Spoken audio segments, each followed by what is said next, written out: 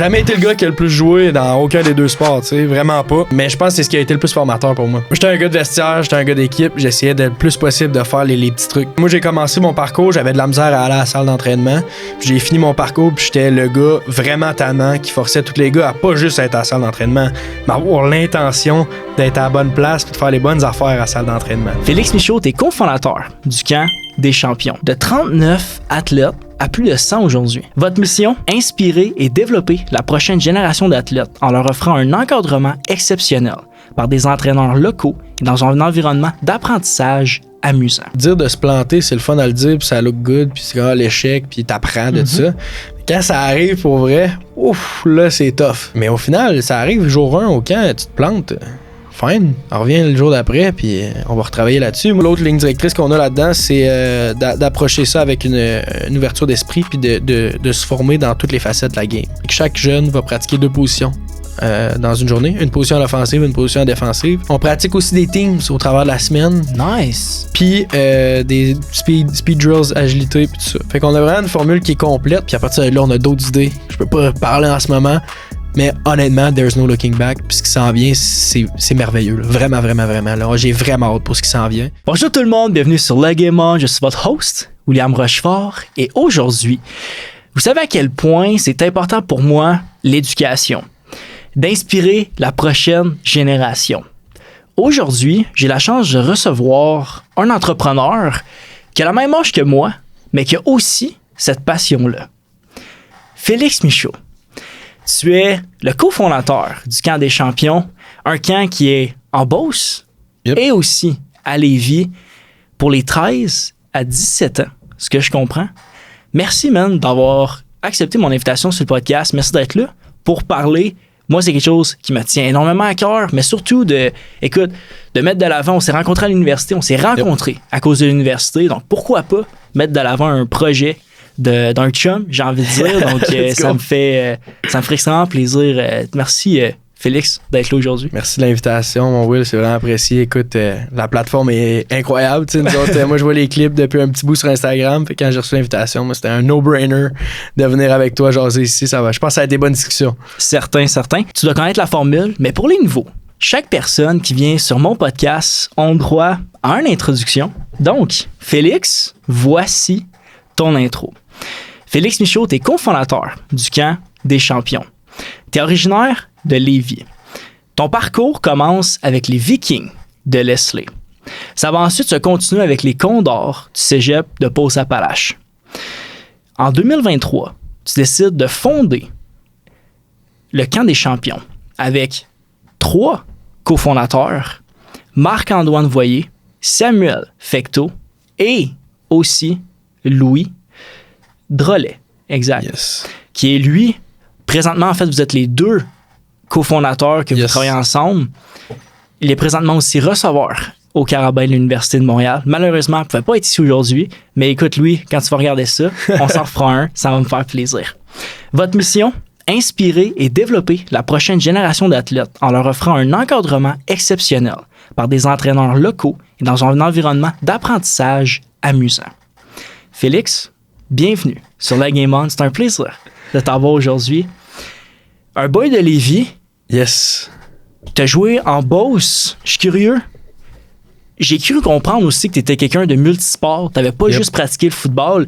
J'ai envie de ressortir cette personne-là. Donc, oui, il y a l'entrepreneur, oui, il y a le coach du camp des champions, mais on a envie de comprendre qui tu es.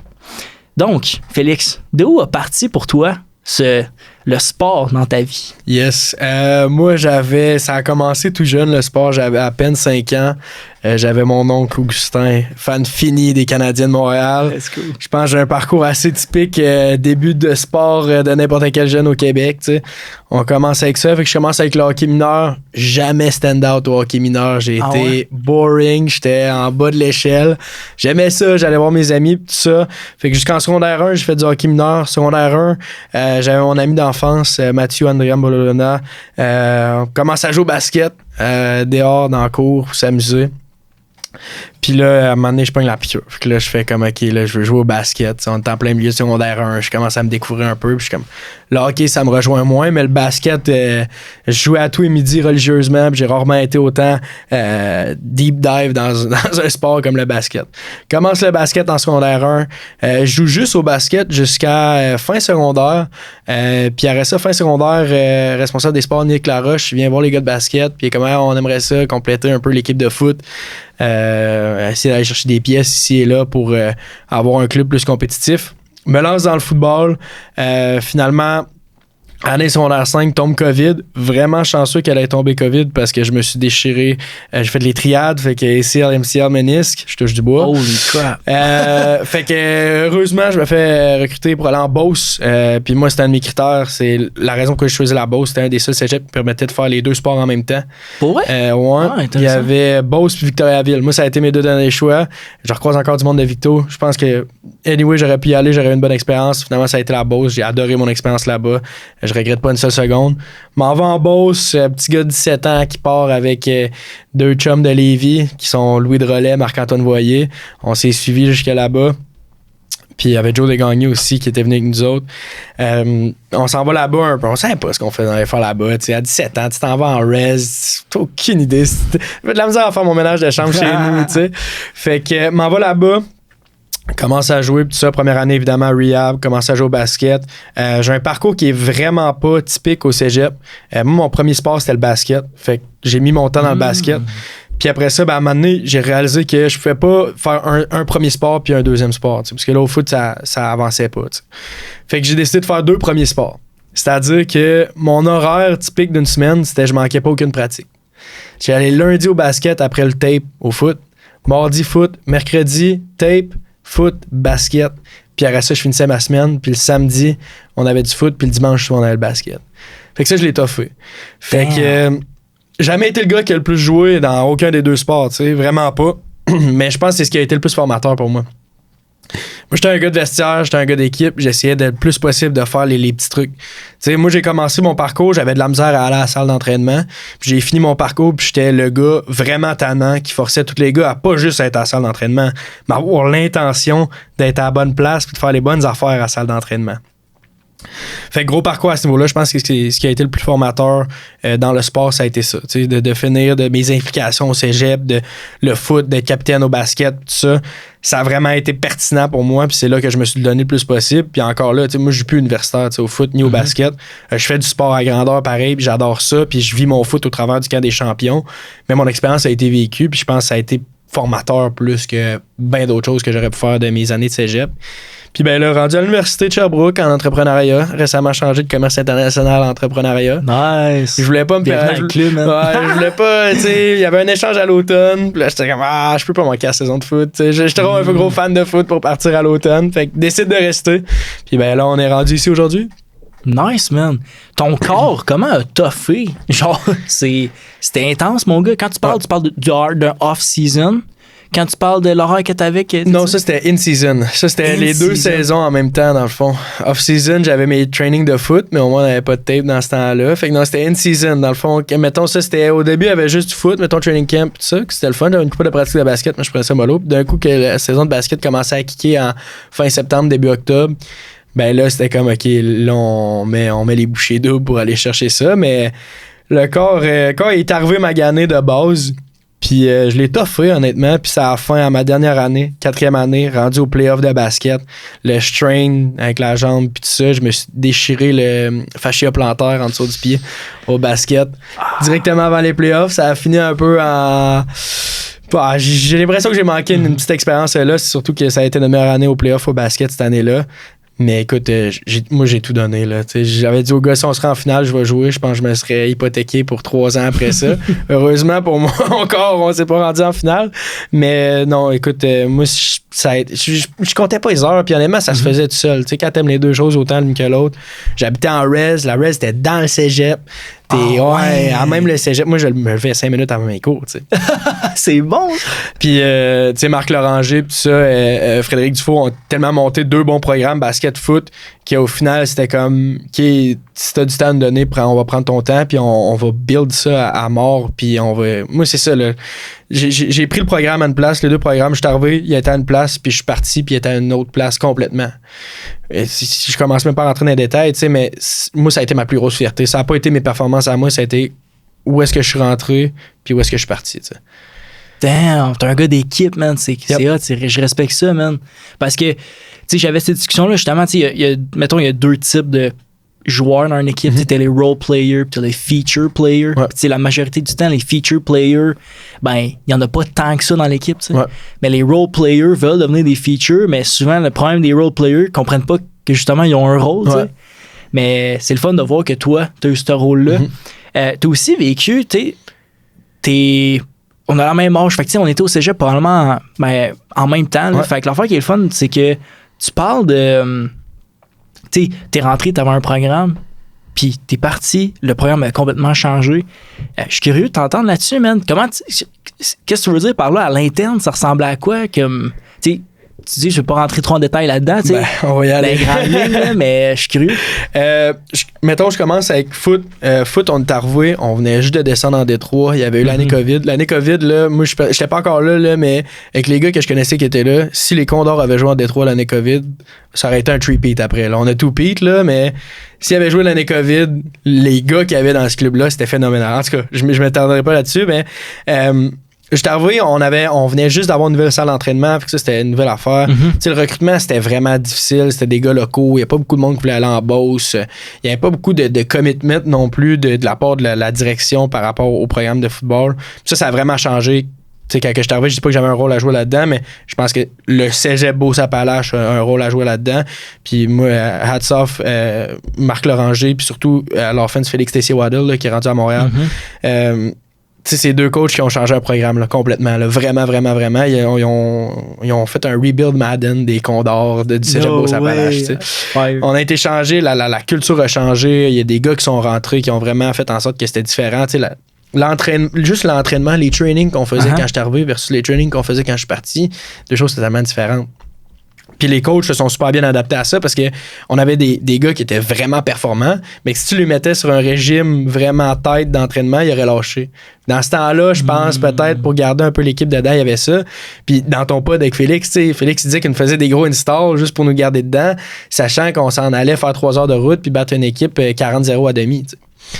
Fait que c'est des trucs comme ça qui ont bâti quelque chose. Fait que là, après ça, on a fait nos preuves en D3, monté en D2 par après. Puis en D2, c'était comme, OK, là, faut mettre un standard. T'sais, je me rappelle la première game contre Lionel Gros à la maison. Dans le fond, nous, notre première game en D2, c'était une équipe de D3 qui montait contre une équipe de D1 qui descendait. Lionel venait juste de descendre, nous autres, on montait. Fait qu'on est arrivé là, on avait un bon club, là. On avait un club qui était compétitif, puis tout ça. Je pense que ça a été 31-0 première demi. On s'est tué complètement. Puis après ça, deuxième demi, on a fait OK, comme on peut jouer au foot, là. Puis ça a fini 7-0 pour nous autres en deuxième demi, si je me souviens bien. Là. Fait que là, c'était comme OK, là, on commence à être compétitif en D2. Puis c'était de commencer à faire croire aux gars que la D2, c'est pas juste ça. T'sais. Il y a d'autres choses à faire là-dedans, puis on peut se prouver là-dedans. Fait que là, on commençait à faire ça. Première année en D2 était tough. Deuxième année en D2, on a fini 4-4. On s'est rendu en playoff contre Sherb. Défaite crève-cœur à Sherb. J'en ris avec mes amis à l'Université de Sherbrooke maintenant qui ont joué au cégep. Mais non, c'est vraiment le programme s'est remodelé. Toujours eu du succès, mais c'est remodelé. Puis ben, aujourd'hui, ils sont rendus un programme qui est dans les top équipes en D2, puis qui, année après année, je regarde le recrutement encore cette année, il faut chercher des gros gars partout au Québec. Puis ça, c'est un effort. Des gars comme Marc Loranger qui sont là, honnêtement. Parler avec ce coach-là, c'est vraiment débile. Puis Marc Loranger et Félix avaient 2 choses vraiment qui se combinaient bien. C'est que, mettons, le old school way of thinking, c'est que ton coach n'est pas parlable et il va te crier après. Si tu ouvres la bouche, man, tu vas courir, puis c'est tout. Ben, ces gars-là, ces 2 coachs-là, c'est des coachs qui, des fois, sont pas parlables, mais qui, après ça, vont te parler pour te dire, OK, voici qu'est-ce qu'il y en est, voici où on en est, puis c'est là que tu te sens confiant en tant que joueur de faire ça. Moi, je me rappelle, première année, Marc Loranger qui me rencontre me dire, en passant, tes trainings, t'es fait pas quand tu veux, tu sais. Tu viens t'entraîner aux heures qu'on te donne pour t'entraîner, puis t'es fait, tu sais. Je veux voir les preuves que t'es fait. Puis ça, comme, OK, là, ça a été le wake-up call que j'avais besoin. Mais après ça, je pouvais parler avec Marc Loranger pour le fun de foot pendant 2 heures. Là. Marc, c'est une bête de foot. Fait que d'avoir ces 2 personnes-là qui étaient dans ce programme-là, qui étaient proches de leurs joueurs, mais aussi assez stricts pour imposer une culture. Ça a vraiment fait du bien. Puis aujourd'hui, la culture, elle vit naturellement. T'sais. Puis, tu sais, mettons, je parle niveau cégep, ils ont rajouté des programmes comme la technique policière. Ça passe une pépinière à des gars de foot. Oui. Fait que non, il y a plusieurs efforts qui ont été faits de tous les côtés. Là, puis on avait des excellents leaders. Là, Thomas Jean, quand on était en Détroit, notre QB, il est venu jouer DB ici à l'Université de Sherbrooke. Excellent leader. C'était un gars qui avait du swag, comme on dit. Puis les gars adhéraient à ça. Puis après ça, quand je suis venu plus vieux, moi, dans mon année, il y avait Zachary Roy, c'était notre back. Super gars, super homme, tu le vois, day in, day out, il est là, puis il est proche de ses chums, fait que c'est vraiment important, puis c'est des gars de même qui ont changé le programme au final, t'sais. Fait que, grosso modo, football, on est pas mal là. Puis après ça, niveau basket, moi, quand j'étais en Beauce, le basket en Beauce, c'était... C'était quelle division, le basket en Beauce? Ça a toujours été Division 3, on a toujours resté Division 3, mais on était Division 3, à la limite Division 4, là, tu sais. On était pas bon, là. Puis moi, j'arrive là, aucune structure whatsoever. Les pratiques, c'est décousu, puis tout ça. Puis ça marchait vraiment pas, tu sais. Puis moi, j'ai poussé pour qu'on ait un changement là-dedans. Puis ça a été, je pense, le premier vrai move que j'ai fait pour changer le programme. Ça a été de pousser pour dire, hey, on a une couple de joueurs qui pensent en ce moment que la gestion d'équipe est pas optimale, puis tout ça. Fait que là, il y a un nouveau vent qui est venu après, changer d'head coach, changer d'assistant coach, puis tout ça. Puis là, on a commencé à mettre les bases de la culture, tu sais. Moi, quand j'étais arrivé au foot, il y avait déjà de quoi qui était fait. Il y avait déjà une identité, mais au basket, il n'y avait rien. T'sais. Il n'y avait absolument rien de fait. Fait que je suis arrivé là, puis après ça, moi, ma deuxième année, j'étais vu comme le bad boy, j'avais failli faire mettre dehors de l'équipe, mais simplement parce que moi, j'en voulais plus que les autres, puis j'étais plus demandant par rapport à certaines choses. Puis ça apparaissait sur le court, puis je me frustrais. Moi, j'étais vraiment, tu sais, j'étais jeune, puis je savais pas trop comment gérer ça, puis ça me frustrait, puis ça me faisait donc bien chier. Parce que moi, je venais de Lévis, je venais de quelque chose de structuré. À Leslie, c'est vraiment structuré. À ma troisième année, tu sais, mettons, deuxième année, je pense pas, je vais me faire mettre dehors de l'équipe. Il y a des discussions qui se font entre les capitaines de cette année-là, puis le coach pour dire on le garde dessus. À troisième année, capitaine. En rentrant. Capitaine, le fait training camp, nommé capitaine. Là, c'était comme, OK, comment on gère ça? Puis là, c'était comme, OK, j'avais vraiment les rênes de c'est quoi notre identité, et tout ça. Puis à partir de ça, les 2 années d'après, on a bâti quelque chose de vraiment sharp. Il y a eu des investissements qui ont été faits, des machines à rebond, des affaires de même, des heures de gym, des trainings de plus, programmes d'entraînement. Tu sais, là, on a bâti quelque chose. Puis là, ben, aujourd'hui, ils ont un programme qui est super sharp, qui est compétitif année après année. Tu sais, on passait, moi, quand je suis arrivé, on faisait à peine les playoffs. Une année, on les a pas faites. Alors là, cette année, on finit 2e au classement général. Nice. Défaite crève-cœur en demi-finale pour eux cette année. J'étais là, mais je pense vraiment que le potentiel de cette équipe-là, c'était aller chercher une bannière. Tu sais. Puis après ça, c'est comme, OK, l'année prochaine, qu'est-ce qu'ils vont faire? Moi, je regarde ça, puis je suis donc bien content de me dire, OK, c'est rendu là. Moi, quand je suis arrivé là-bas, là, en 2021, je me serais tellement jamais dit que ça allait se rendre là. Fait que de voir ça, puis de reparler aux gars qui sont là en ce moment, puis des fois d'entendre leur dire, hey, en passant, c'était vraiment nice, tu sais, quand t'étais là, puis tout ça, puis on voit vraiment qu'il y a une différence. Ben là, ça, c'est cool. Ça fait vraiment du bien. Puis moi, c'était ça ma paye. J'étais pas un feature player, j'étais vraiment un role player. Puis autant au basket, j'étais pas la superstar, vraiment pas non plus. Mais maudit que je suis fier de m'avoir dit que j'ai contribué. Puis moi, j'étais un facilitateur. Là, autant dans le vestiaire que sur le terrain. Mon but, c'était de faciliter la job aux autres gars. Puis quand j'ai le feedback de ça, ben là, au final... c'est la cerise sur le sundae. T'sais. Non, exact. C'est le fun de voir, man, que l'impact que tu peux avoir. Puis, tu sais, ça fait juste prouver aussi que, tu sais, souvent, quand tu arrives à faire le choix, justement, de ton cégep, ou même ton université, tu sais, est-ce que je vais là parce qu'ils font juste perdre ou je m'en vais là parce qu'ils font juste gagner? Tu sais, c'est pas juste ça, je pense. Tu as choisi littéralement 2 équipes, une qui descendait, puis l'autre qui avait jamais gagné. Mais t'as quand même pris le choix de le faire, tu sais, puis t'as quand même réussi à avoir un impact parce que tu y croyais, tu sais. Fait que ça, je trouve ça vraiment intéressant. Puis tu sais, Marc Loranger me l'avait dit, puis j'ai aucune misère à te croire sur comment la structure qu'ils ont réussi à le mettre, parce que il m'a dit quand il est arrivé, justement en Beauce, il était comme, il n'y avait pas de structure. Puis justement, il parlait de la base, c'est t'entraîner. Puis il n'y avait même pas de trainer, ça a l'air en Beauce. Non, il n'y avait pas. Quand il est arrivé, ils ont une nouvelle salle, mais avant ça, on s'entraînait dans le nid, ça s'appelle, là, qui est un vieux shack à côté du terrain naturel qui est rendu un storage room en ce moment. Là, oh, OK. Qui était vraiment rustique. Il fallait que tu sortes dehors pour aller t'entraîner. Il n'y avait pas de chauffage, pas grand-chose. C'était le mindset, là, oui, là, mais c'était vraiment pas adapté à la performance. Ouais, c'est ça. Tu sais, les gars, ils se faisaient des gros deadlifts, loader le bench. Il y avait un QB qui loadait un bench. C'était vraiment pas adapté à ça. Le Maxime Aubertin qui rentre comme préparateur physique avec Chris Dallaire qui était aussi QB coach, qui a fini par être aussi. Ben là, ça a comme OK, là, ça a explosé. Ils ont mis en place des applications qui nous aidaient, des trackers, ces barres pour vraiment être précis là-dedans. Puis moi, enfin, je trackais mes résultats. Puis c'est là que j'ai réalisé, OK, c'est important de tracker ses résultats au gym parce que c'est là que tu fais des gains exponentiels. Fait que non, le training, ça paraît, là. Les gars, ils ont des shapes à cette heure, là. Les gars au Condor sont gros, là. Oh, il y a des big boys, là, dans la gang. Nice. Ça, c'est le fun de voir ça, man. Ben, quelle histoire, man. Ça, c'est un cheminement qu'on n'en parle pas assez, je pense. Mais il y a des belles histoires comme ça qui sont pas mis de l'avant. Puis c'est un peu pour ça aussi pourquoi que je le fais, là. Mais je trouve ça sick que tu partages ça parce que on entend juste parler des gros programmes. Puis les programmes qui gagnent pas, mais on fait juste dire, sont poches. Mais en réalité, c'est que chaque équipe ont leur raison de pourquoi qu'ils sont bons ou sont moins bons ou whatever. Là. Je trouve ça vraiment intéressant. Tu as été capitaine au basket.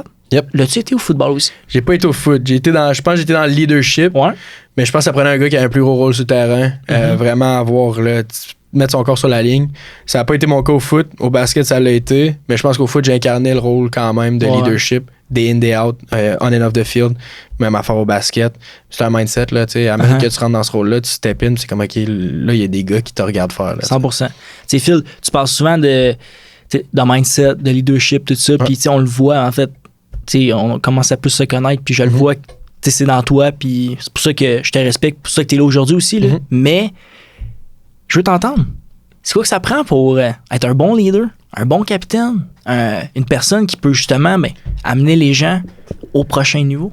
Ben ouais. Moi, quand je suis arrivé capitaine, j'avais vraiment un sentiment d'imposteur. J'étais comme, oh shit, qu'est-ce que je fais là?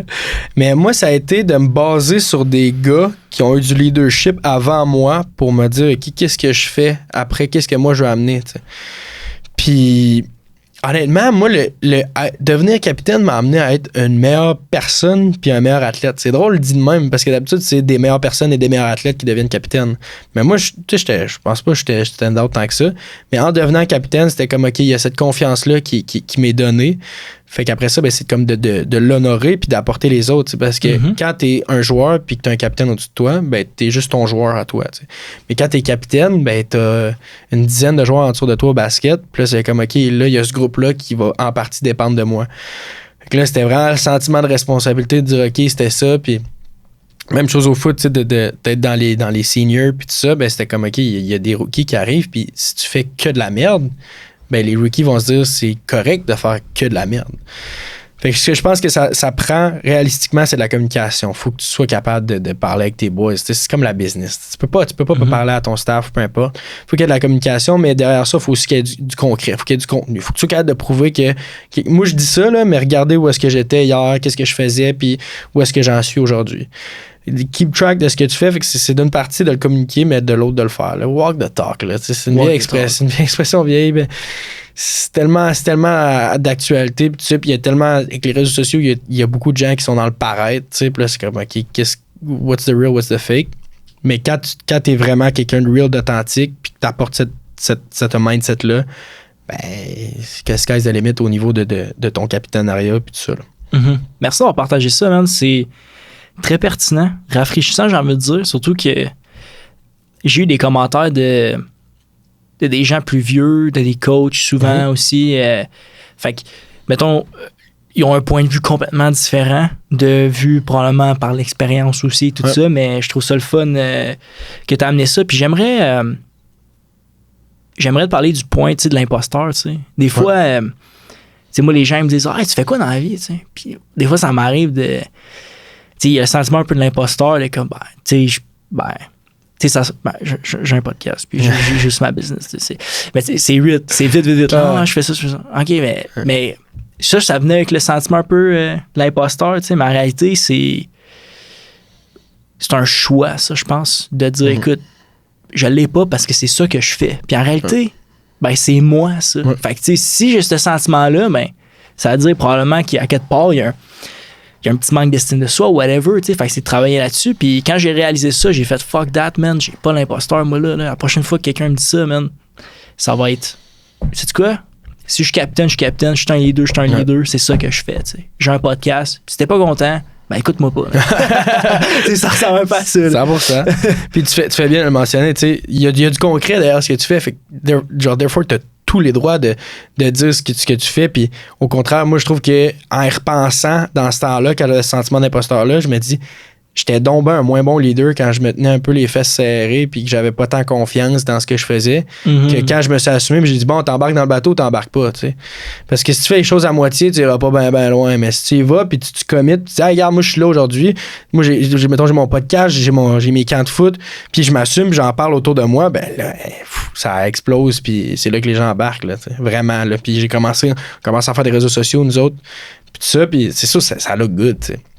Réseaux sociaux, c'est normal, ça montre vraiment le meilleur côté de ce qu'on fait. Mm-hmm.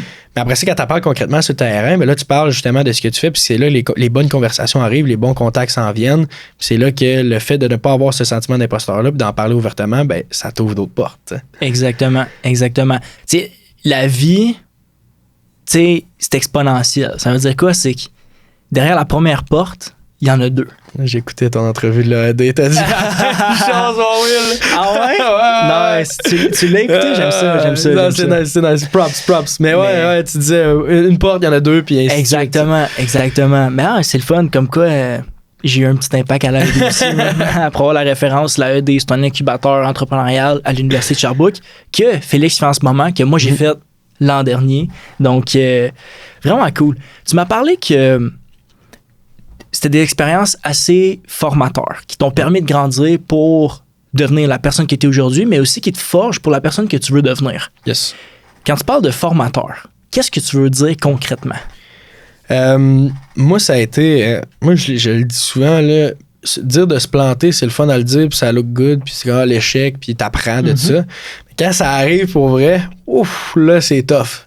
Mais moi, c'est ça qui a été formateur. C'est d'arriver en Beauce avec mon mindset de gars de Lévis, paf, me planter direct en arrivant là-bas, me faire rencontrer. J'étais pas sharp, j'étais pas ci, j'étais pas ça. Je pense pas que si on me l'avait dit juste de même, ça aurait vraiment eu l'impact que ça l'a eu à cause que je me suis planté ben raide. Fait que vraiment, de complètement crasher puis de tomber à terre, ben là, ça a fait comme, OK, là, faut que je pense à mon mindset. Qu'est-ce que je fais maintenant? Où est-ce que je veux m'en aller? Qu'est-ce que je sors de ça, surtout? Puis d'être intentionnel là-dedans. Ce qui a été le plus formateur aujourd'hui, c'est de ne plus me planter pour aucune raison. C'est de me planter puis de ressortir du stock de ça. C'est vraiment d'aller chercher le meilleur de la situation que j'ai vécue. Parce que je pense pas que c'est all bad. Sur le coup, évidemment, c'est une catastrophe puis tu te sens donc bien mal puis ça va pas bien. Mais après ça, quand c'est comme tu as eu l'émotion, tu as vécu ta journée, mais le lendemain, tu te réveilles puis qu'est-ce que tu vas faire avec ça? Il y a bien du monde qui se plante et qui reste planté, surtout dans l'entrepreneuriat. Mais après ça, c'est comme, qu'est-ce que tu viens faire avec ça? Puis en Beauce, moi, ça a été des up and down monumentales à cause de ça. Ça a été, j'arrive là-bas, commit, toutes les belles photos, puis tout ça, puis j'ai mon petit t-shirt au secondaire, puis je suis tombé hot, puis tout ça. Arrivé là-bas, paf, fais rien. Je fais rien que la rehab, je me fais rencontrer, je suis pas sharp, puis si ça. Après ça, comme, OK, bon, ben là, qu'est-ce que je fais? Là, je me donne, puis je commence à monter quelque chose, paf, je remonte. Là, OK, foot deuxième sport, ça marche pas super. Là, paf, OK, là, je retombe. Là, OK, on repart après. Puis après ça, mes 3e, 4e années, c'était où je me plantais, mais de manière complètement différente. T'sais, j'avais la bonne base sur laquelle je m'étais déjà planté, que là, je montais. Puis là, je commençais à monter, là, je suis capitaine, tout ça. Ah, il y a eu de quoi qui s'est mal passé, là, je me plante. OK, ben après ça, je remonte. Puis après ça, ben, je me replante jamais où est-ce que je me suis planté il y a 4 ans. Je fais que continuer à monter. Mais je monte un petit peu, ça redescend, mais je remonte le double après. Tu sais, c'est comme une porte. Il y en a deux qui ouvrent après. Ben, c'était plus dans ce mindset-là. Puis je trouve ça donc bien important d'avoir le bon thinking par rapport à ça parce que c'est tellement facile d'être morose puis de se morfondre sur soi-même puis de rien faire après. Ou est-ce qu'il y a d'autres personnes qui, mettons, vont le faire, mais qui, eux, quand ils vont se planter, vont se morfondre, mais quand on leur apprend, ils vont l'apprendre. Mais moi, je suis pas comme ça. Moi, je suis vraiment, faut que ça m'arrive pour que faut que je l'aille là. Ouais. Je l'aille en plein visage pour être comme, OK, bon, là, on move on, puis pas juste on move on, on grow là-dedans, puis on apprend de ça. Vraiment. Je te suis là-dessus parce que, ben, je pense que c'est le côté plus entrepreneurial, tu sais, ça, c'est tu l'as ou tu l'as pas un peu dans toi, là. Puis je pense que le fait de, moi, je suis de même aussi, comme, genre, si je le vis pas, souvent, je le vois pas. J'ai l'impression que je suis pas capable d'apprendre si je le vis pas ou whatever. Mais c'est intéressant que tu amènes ce côté d'apprentissage-là parce que, tu sais, si on regarde vraiment c'est quoi l'apprentissage, ben, tu sais, apprendre quelque chose, c'est quand tu reçois un un input, je sais pas comment on dit en français, mais tu reçois un input, puis le output, c'est un changement de ton caractère. Ouais. Si t'as pas de changement de caractère, c'est parce que t'as pas appris, tu sais. Fait que quand...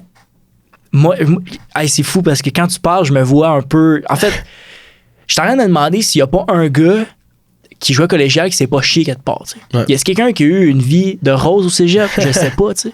Mais j'aimerais ça vraiment le savoir. Ouais. Mais... C'est drôle que tu parles de cégep et tout ça, mais je pense que même rendu à l'université, je fais un clin d'œil à mon chum Louis de relais au Carabin, mais tu sais, les Carabins cette année, ils ont tout gagné. Là. Sauf qu'ils ont perdu une game contre McGill à McGill. C'est la première défaite qu'ils ont vécue depuis 2002 contre McGill.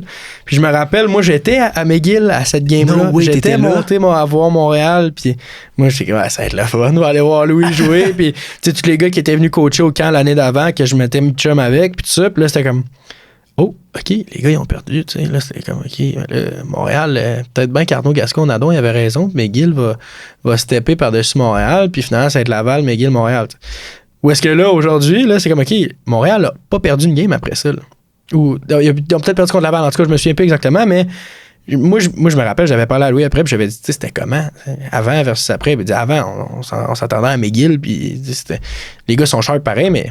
Il dit après, par contre, il dit là les gars, on s'était pas. Puis là, il y avait de la hargne, puis les gars étaient fâchés. Puis moi, je pense honnêtement que une défaite comme ça leur aurait été pas mal plus formatrice que s'il avait roulé sur McGill, cette game-là, complètement, tu sais.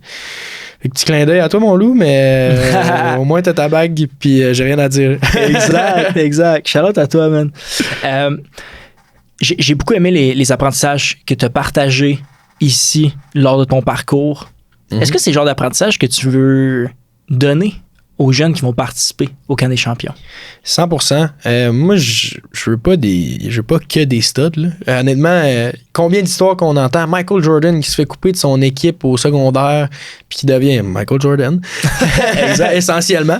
Mais tu sais, c'est ça, c'est de dire, regarde, peu importe où est-ce que tu es à ton niveau. On a deux camps, on a une formule qui est différente en Beauce puis à Lévis, mais dans le cas intrinsèquement, c'est comme de dire, OK, ben, tu vas avoir un contact avec nous, on va te dire l'heure juste, on va être tes coachs, on va avoir du fun avec toi, mais tu sais, si t'as des trucs à travailler, t'as des trucs à travailler. Puis c'est pour ça qu'on n'a pas trop de jeunes, on n'a pas trop de jeunes pour un coach non plus, parce qu'il faut être capable de donner ce feedback-là. Fait qu'il y a cette partie-là, mais au final, ça arrive jour 1 au camp, tu te plantes, fine, on revient le jour d'après, puis on va retravailler là-dessus. Moi, je le dis tout le temps, moi, je joue receveur, puis j'ai coaché receveur, puis moi, un des trucs que j'adore voir, c'est un gars qui fait une cut ou une speed cut, peu importe, puis qui step en dehors de son frame, puis qui se plante complètement, puis il passe proche de se déboîter un genou. Je dis, bon, ben là, c'est le fun. Là. Je suis vraiment content que tu l'aies fait. Puis là, je suis vraiment content. Là. Je pense que t'aurais pas pu mieux faire que ça. Le kid est perplexe à mort. Puis là, c'est comme, je dis, maintenant, tu le sais. Je dis, tu sais où ta limite. Tu sais que si tu steps là, t'es chanceux. Là.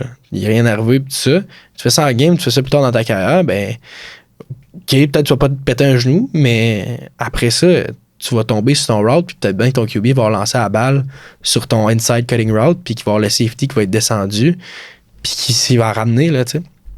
Fait que moi, c'est vraiment ça. C'est un exemple qui est vraiment concret. Un O-line qui manque un bloc, peu importe. Comme, je suis content que tu l'aies manqué. Parce qu'à ce temps, tu sais exactement quoi ne pas faire. Parce que moi, je dis, tu fais une erreur, t'es pas con. Mm-hmm. Mais tu fais la même erreur encore, et tu commences à être un peu maillé, là. Effectivement. Ben, exact. Ça revient à ce que je disais sur le fait d'apprendre. T'sais. Le fait d'apprendre, c'est vraiment quand tu reçois de l'information, est-ce que tu as un changement dans ton comportement? Puis le foot, c'est l'affaire qui est le fun, c'est que le foot, c'est concret. Je dis pas que tu l'as parfaitement tout de suite, mais souvent, un athlète, tu lui dis un coaching point, la rep d'après, il est capable de le changer. Yes. Fait que c'est ça qui est le fun, parce que c'est concret. Fait que t'as pas besoin tant que ça d'apprendre sur certains teaching points.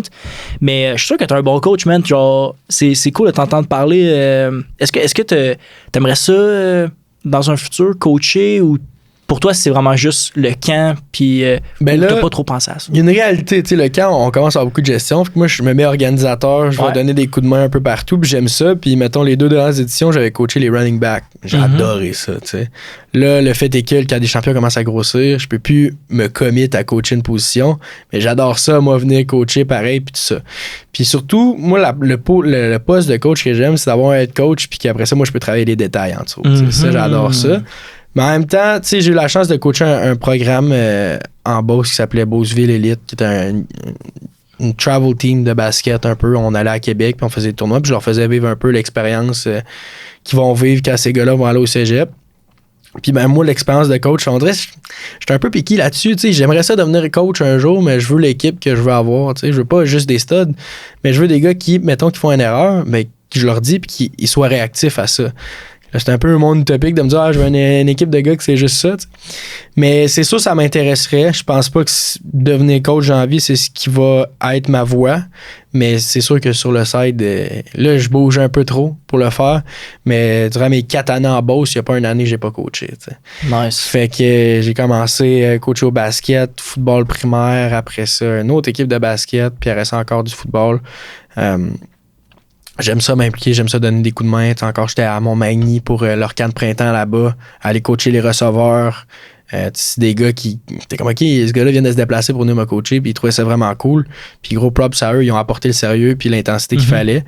Fait que c'est sûr que moi, ça me donne du gaz. Tu sais, des gars qui sont comme ça me donne du gaz. Fait que c'est sûr que dans ma vie, je vais avoir au moins une petite équipe sur le side. Mettons, mec, je vais être à ma place, où est-ce que je vais retrouver ma ville, où est-ce que je vais vouloir vivre ma vie.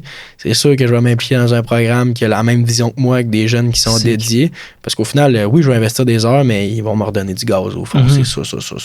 Nice, man. Je trouve ça vraiment cool, man. Tu vois, j'ai jamais coaché. Ah ouais? C'est ça, hein? C'est une raison derrière ça?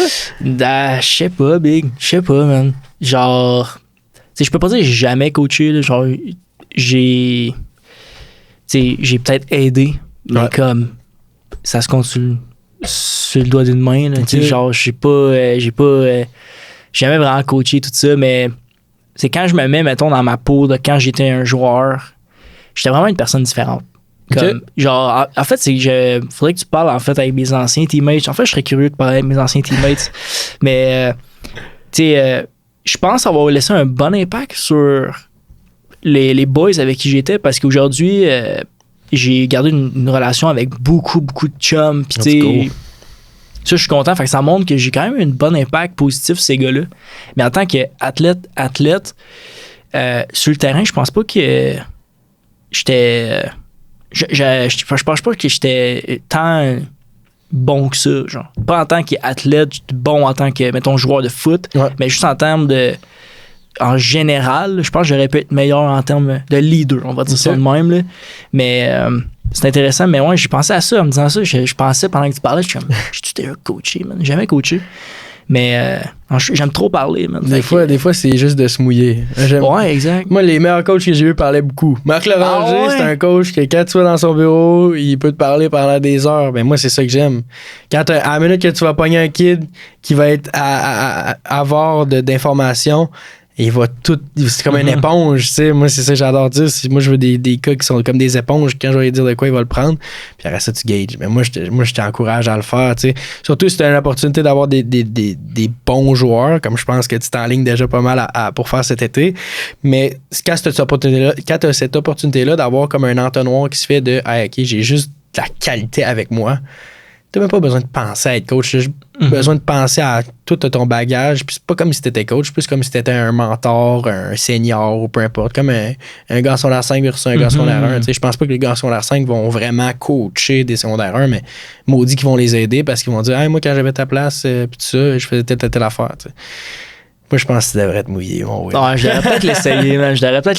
Là. Surtout qu'aujourd'hui, j'ai accès, sans dire que j'ai accès, mais tu sais, je suis sûr que je lance ça de même, puis il y a quelqu'un qui va me texter 100%. Probablement en écoutant ça, puis va dire oui, viens l'essayer ou viens-t'en, puis ça va faire plaisir. N'hésitez pas, si jamais vous avez besoin d'un coach, Will Rochefort, super compétent, faites-y vos offres, il signe pour au moins 1 million par année. Exact, pas en bas. Le camp des champions. Yes! De 39 athlètes, une quarantaine, à plus de 100 aujourd'hui. Yeah. De où ça a parti? Comment vous avez eu l'idée de partir le camp des champions? Ben, d'abord et avant tout, de dire que je suis fondateur, c'est pas réellement vrai. C'est vrai? Je suis dans les précurseurs du camp, 100%. OK.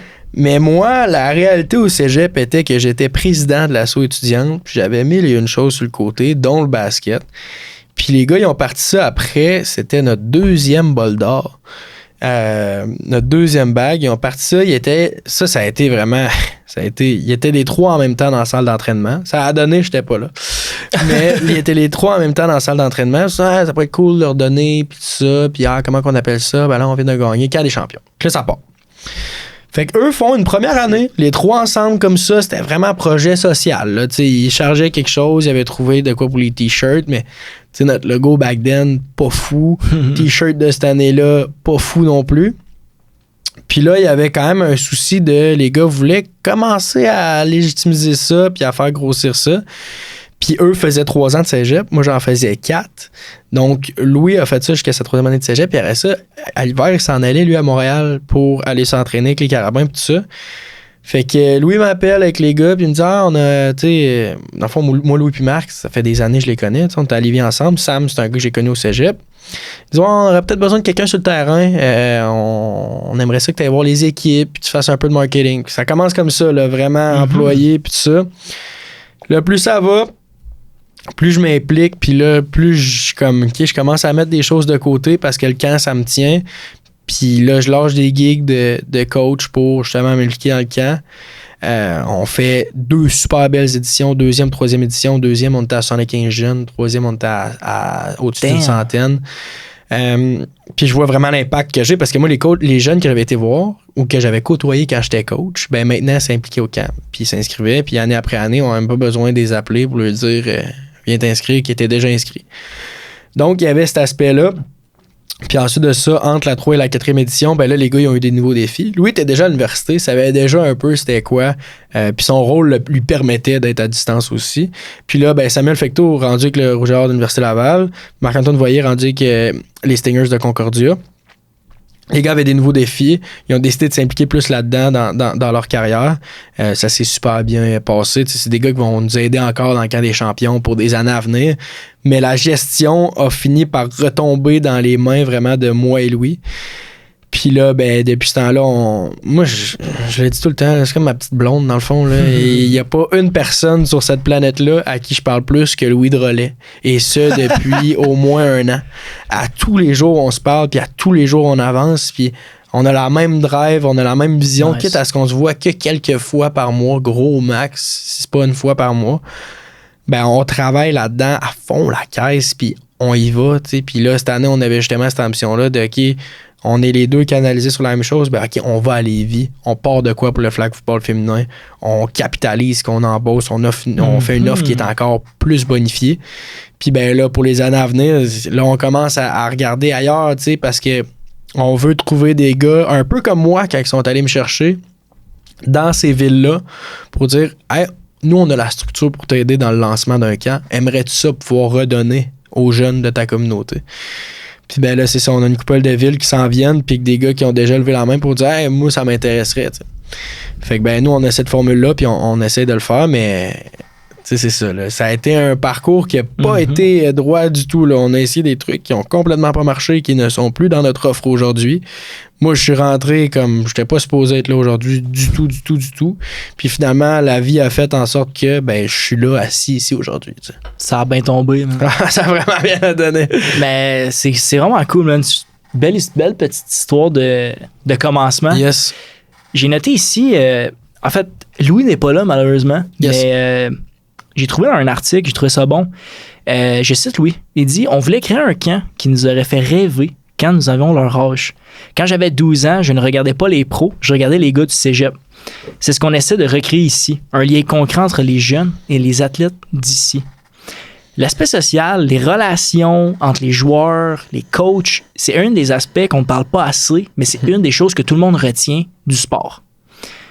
Mais pourquoi c'est autant important? Puis pourquoi vous voulez l'amener, ce côté-là, au camp des champions? Ben, lui, il l'a super bien dit dans cette entrevue-là. Le fait de quand nous, on était là, ça n'existait pas, mais je me remets dans la peau de moi à cet âge-là, au secondaire, qui commence le foot. Puis je me dis, mettons que je vois ça depuis que je vois ces gars-là, puis que je me dis, non seulement il y a ces gars-là qui me coachent, mais qui me coachent pas. Il y a des camps que c'est ça, puis je suis qui pour juger, là, mais avoir un coach pour 30 jeunes, selon moi, c'est pas vraiment formateur. Tout au contraire, il n'y a pas grand contenu qui peut être fait là. Tu vas faire le drill, mais le drill, tu peux le faire tout seul chez vous, puis ça fera la même affaire parce que tu n'auras jamais de feedback. Fait que nous, c'était important de faire ça. Puis après ça, ben, la décision de pourquoi aller chercher des gars universitaires ou collégiales? Ben, c'est de dire, mettons en Beauce, là, moi je l'ai remarqué, là, les gars du secondaire, là, ils sont omnibulés par les gars des Condors. L'activité du samedi, c'est d'aller voir les Condors. Damn! Tu sais, un peu comme la Beauce, il n'y a pas d'équipe de, mettons, au hockey, il n'y a pas d'équipe de la LGMQ, fait que tout le monde va voir le Cool FM dans LNH. Puis là, le Cool FM, c'est une grosse équipe. Nice. Ben, c'était d'aller chercher ces gars-là, puis d'après ça, de faire le pont entre, OK, ben là, le gars que tu vas voir le samedi soir qui fait des, mettons, lui en Beauce, qui fait des retours de 100 verges contre, je pense que c'était Rimouski ou peu importe, ben, le rendu en fin juin, début juillet, ben, ça va être ton coach. Puis non seulement ça va être ton coach, mais ça va devenir quasiment ton ami, tu sais, parce que tu vas avoir le temps, tu vas pouvoir niaiser avec. Puis on va vraiment chercher des gars que c'est ça. La plupart sont locaux. Puis les gars qui sont pas locaux, on a vraiment on met vraiment l'emphase sur le fait que ce soit des bons pédagogues puis qu'ils soient capables de créer un lien. Tu sais, mettons un gars comme Hassan Dosso, l'année passée en Beauce. Il est venu? Ah, il est venu en Beauce avec nous autres l'année passée. Là, malheureusement, il est à Paris avec les Mousquetaires. Mais c'est un gars qui est venu l'année passée avec nous autres en Beauce. Honnêtement, je pense que ça a été dans les top 3 des coachs des kids. Ça a été un gars qui a été hyper accessible. Il jouait avec eux un peu. Il était vraiment capable de read the room. Puis quand c'était sérieux avec Hassan, c'était sérieux avec Hassan. Puis quand il y avait moment à rigoler un peu, ben on était là. Puis on a fait des très bons clips pour nos réseaux sociaux avec Hassan. Hassan qui hurle un kid dans un drill coach contre joueur la dernière journée du camp. Ça a été merveilleux. Puis moi, je reparle quand je vais faire des présentations aux écoles pour les jeunes. Il y en a plus qu'un qui m'a demandé Hassan va-tu être là cette année? Là, ça me brise le cœur de dire qu'il sera pas là. Mais on a d'autres gars qui viennent qui ont ce même mindset-là. Et Eman Sissé aussi, je pense que ça a été un des meilleurs pédagogues que j'ai rencontré dans toute ma vie.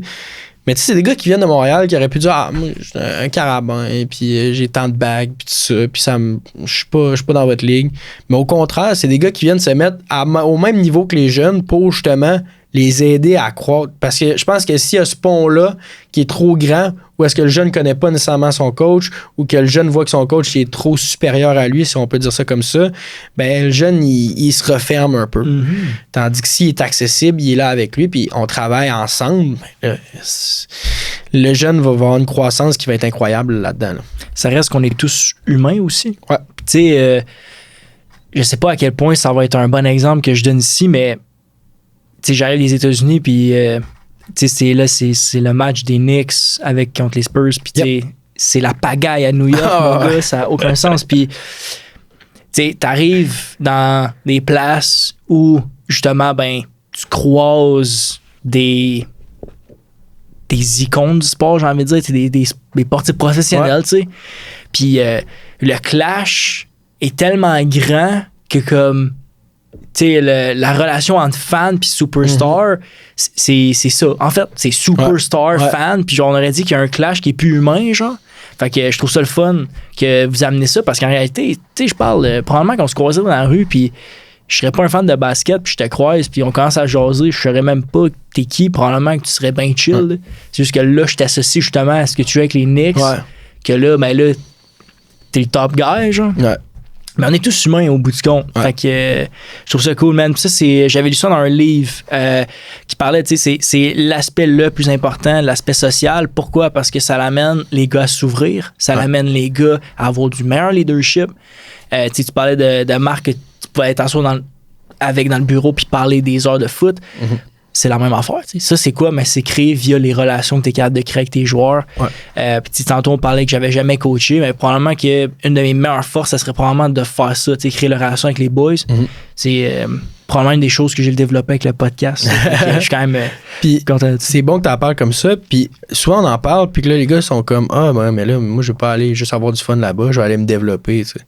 Ben, moi, je trouve mon argument avec ça, c'est de dire, ben non, au contraire. Moi, un coach avec qui je suis sur le même diapason, il peut m'en demander 2 fois plus qu'un coach avec lequel je suis pas sur la même longueur d'onde. Fait que pour les gars qui veulent venir performer puis qui sont comme, hey, moi, j'ai des attentes pour mon année secondaire 5 puis tout ça, ben, je suis comme, OK, mais là, tu vas être avec Pépé, mettons, si t'es un QB à Lévis, tu vas être avec Pépé, mais là, Pépé va être vraiment à ton niveau, il va comprendre tes besoins, il va être canalisé avec toi, puis c'est pas comme s'il te disait, OK, il va faire ça, ça va être comme, OK, ben là, moi, je te demande de faire ça, je te demande de faire cette drill-là avec cette intention-là, puis il va être capable d'être 8 fois plus précis puis de t'amener à plus haut niveau que s'il y avait eu OK, bon, ben là, Pépé me dit de faire ça. Je suis un peu gêné. Je pose pas mes questions. Ça, je pense que c'est la pire chose. Tu sais, quand t'es stressé, tu connais pas ton coach, puis tu commences à pas poser tes questions ou à être gêné. Là, tu freines ton développement, mais 100%. De façon nette, frais de sec. Là.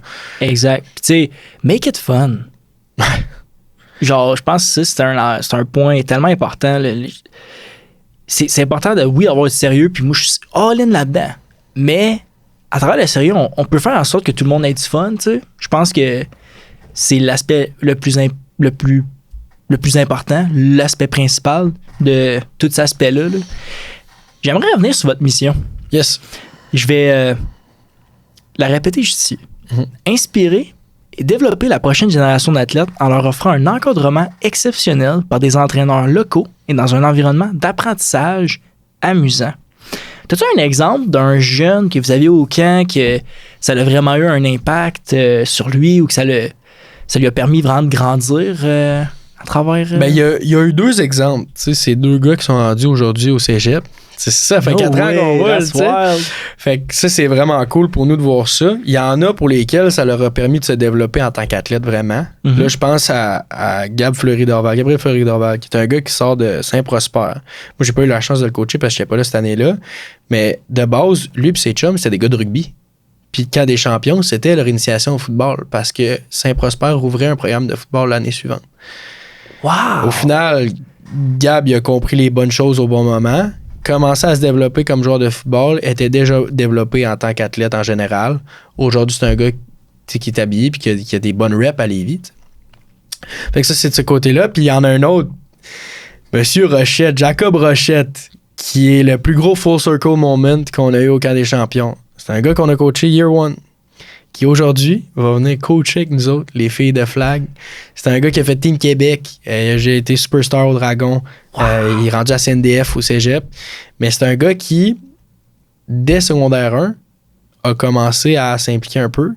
Après ça, fait le camp des champions. Puis je sais pas si ça a été ça sa révélation, mais moi j'ai vu un impact que après le camp des champions, il est devenu coach. Puis aujourd'hui, Jacob, c'est un excellent coach.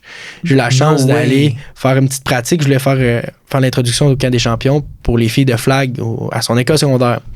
Puis lui, en secondaire 5, cette année, coachait les filles de flag de secondaire 5 aussi. Damn. Pour justement leur inculquer ça.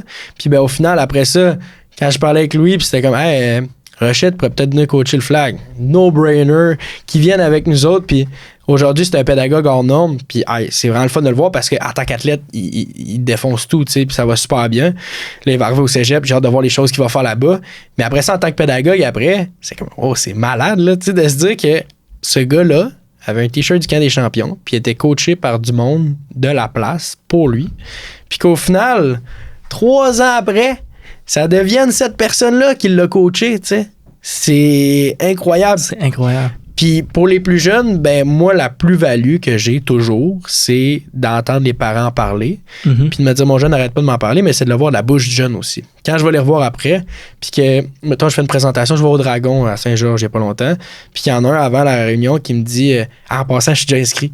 Là, je suis comme, OK, je dis, là, tu pourrais ne pas écouter, tu sais. Il dit, ben non, je veux écouter. Il dit, je veux écouter, je veux être au courant, tu sais, des nouvelles affaires qui arrivent, puis de votre parcours, puis tout ça. Puis je suis comme, OK, mais il est déjà inscrit, tu sais, mais il aime tellement ça qu'il est là. Puis dernière affaire, c'est quand que je vois un kid se promener avec le t-shirt du camp des champions. On a des t-shirts dry fit. Rien que on est allé au Jamboree de football à Québec il n'y a pas longtemps. Puis Malik, qui est QB pour les Dragons là-bas, on va le voir, moi et Louis, puis on dit hey, salut Malik, tout ça. Puis là, il dit hey, checkez les gars, il lève ses pads. Son undershirt de ses pads, c'était le t-shirt du camp des champions de l'année passée. Fait que moi, c'est ça la mission, puis c'est là que je vois les fruits de ce que j'ai semé là. Ne pas penser que c'est impossible juste parce que c'est difficile. Si un autre humain peut le faire, toi aussi, tu peux y arriver. Yes. Pour les gens qui se demandent où j'ai pris ça, ça a été dans une de mes bonnes lectures que j'ai fait. Ça vient du livre Meditations de Marcus Aurelius. Mais c'est fou, man. Genre, vivre sans limite, c'est cool de voir à quel point que c'est concret. Puis tu vois l'impact que t'as, là. C'est sûr que ça va être le feeling le feeling doit être vraiment, vraiment sick. Puis c'est pour ça que la relation est importante. Tantôt, tu parlais du feeling superstar et tout ça. Ben moi, je regarde, mettons, Jalen Brunson au Knicks. Ben je me dis jamais je me rendrai là. Mais un kid qui regarde, exemple, son coach de position au Canadien champion, puis que son coach de position, à un certain moment donné, durant la semaine, il va dire « Hey, moi, je viens de la même école que toi. » Ah, OK. Il vient... OK, t'as eu les mêmes coachs que moi, t'as été dans le même programme que moi. Ça veut dire qu'en ce moment, je suis sur le même path que toi, t'as été à mon âge. Mm-hmm. Puis là, il y en a plusieurs qui font le déclic. OK, t'as peu, là. Puis après ça, tu sais, un coach, mettons, il y a des coachs qui... Tu sais, Louis, là, il est pas grand, pas gros. Mais il y a des kids qui se disent, à cause de ça, ils iront pas au cégep, ils iront pas à l'université. Mais là, après ça, ils voient Louis les coacher, arriver avec la Coupe Vanier en Beauce. Puis là, tranquillement, pas vite, tu vois qu'ils font comme, oh, OK, là, il y a de quoi qui se passe là-dedans pour dire que hey, moi aussi, je peux peut-être devenir quelqu'un puis faire quelque chose sur cette planète-là, tu sais. Puis dans mes rêves de foot, je peux m'y rendre puis je peux atteindre mes objectifs. Fait que je pense pas que si on n'avait pas cette relation-là avec nos jeunes, on serait capable de l'atteindre. Si les gars seraient full au train puis ils diraient ah ben non, je peux jamais faire ça, c'est les gars des Carabins. T'sais. Mais après ça, de dire ben non, oui, c'est un gars des Carabins, mais c'est un ancien Condor, c'est un ancien Viking, c'est un ancien mini-Viking qui a fait les mêmes affaires au même temps que toi. Ben là, ils font vraiment plus ce rapprochement-là, puis se dire, ils ont beaucoup plus d'ambition en sortant de là, je pense, qu'en rentrant. Ils ont parti à la place que d'autres, au bout du compte. Yep. T'sais, fait que tout le monde part de zéro, faut pas oublier ça. C'est quoi la structure du camp? J'ai vu un peu votre horaire, c'est des demi-journées, j'ai envie qu'on rentre un peu dans la structure de tout ça. On a 3 formules qui s'apparentent, qui ont toujours le même fil directeur, si on peut dire, de vraiment, là, on en parle un peu, là, apporter les coachs de la place, coacher. L'autre formule, l'autre ligne directrice qu'on a là-dedans, c'est d'approcher ça avec une ouverture d'esprit puis de se former dans toutes les facettes de la game. Je commence en Beauce. Ce que je veux dire par s'ouvrir dans toutes les facettes de la game, c'est que chaque jeune va pratiquer 2 positions. Dans une journée, une position à l'offensive, une position à défensive. Parce qu'en tout moi, Will, ça, c'est le fun, man. En tout moi, Will, combien de gars qu'on connaît qui ont jamais changé de position au foot, ne serait-ce qu'une seule fois? Moi, je pense qu'il y a peut-être 1 ou 2 QB qui ont été un talent naturel direct en rentrant qui n'ont jamais changé. Mais sinon, j'en connais pas d'autres. Là, Fait que de base, de prime abord, vraiment important, pratique de position. On pratique aussi des teams au travers de la semaine. Nice. Puis des speed drills, agilité, puis tout ça. Fait qu'on a vraiment une formule qui est complète, puis on n'a pas d'équipement. C'est important de le dire. On arrive en clé avec des gants, pas de casque, pas de rien. Mais on pratique du football propre au football contact. On va pas juste avoir des skills, on va avoir des big guys aussi. Puis on a des bagues, puis on a des outils justement pour avoir du contact là-dedans aussi. Après ça, durant une journée typique, il y a de la compétition. Ça, c'est sûr à 100%. Dans toutes les facettes que j'ai nommées, que ce soit ta position offensive, défensive, teams ou speed et agilité, ben à chaque fois, on a des skelly. Après ça, dans les teams, on a des compete one-on-one. Puis finalement, pour le speed et agilité, on a ce qu'on appelle les défis des champions. On trouve un champion. Il y a un gars qui va sortir du lot, puis on va aller le trouver, t'sais. Fait que ça, c'est vraiment comment que se structure une journée. Au travers, on a des pauses, on parle, puis tout ça. Mais c'est un avant-midi. Donc, c'est de 8h à midi, du lundi au vendredi. Ça dure une semaine. Chaque volet dure une semaine, sauf pour le flag, on en reparlera plus tard. Chaque volet dure une semaine, 8h à midi, on arrive avec la bonne intention, on fait ça. On a des coachs, il y a des indies qui sont séparés. Ça ressemble vraiment à une pratique de foot typique, mais on rajoute des trucs qui sont vraiment propres au cas des champions, qui font ce pourquoi on est différent. T'sais. Puis, année après année, on essaye de peaufiner la formule. Nous, c'est vraiment la formule. On est comme Panoramix. Là. On est là, puis on travaille la formule. Puis encore cette année, ben là, on a fait rentrer des gars dans l'organisation comme Étienne Rodrigue en Beauce pour vraiment travailler l'horaire qu'on fait. Puis aujourd'hui, on a tellement des bons coachs qu'on peut se permettre de leur en demander plus dans leur indie, de leur en demander plus quand on organise les drills de vitesse, de leur en demander plus quand on organise quel que soit le drill. Pour justement que le kid arrive, OK, c'est facile à comprendre, puis je suis capable de me donner à 100%. Parce que nos premières années, on a remarqué certaines fois que pendant les transitions, pendant le début d'un drill, ben on perd 5, 10, 15 minutes.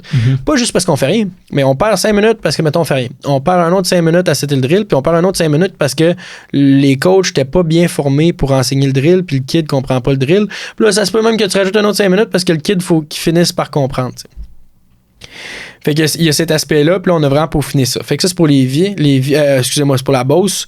Saint-Georges-de-Beauce, ça a lieu sur le terrain synthétique, c'est pour les 10 à 15 ans. Fait qu'on a vraiment une approche développement en Beauce parce qu'on a une clientèle qui est plus jeune, mais quand même, les clientèles sont séparées en 2.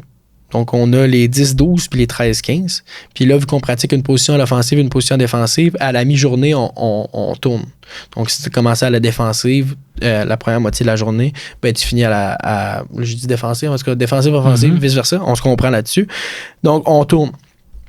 Chaque journée, ça ne ressemble pas. Chaque journée, on va aller travailler quelque chose, puis on est capable de... Ben, ça ne ressemble pas, c'est pas vrai. La structure reste la même, mais on va progresser dans ce qu'on fait. Parce que, mettons,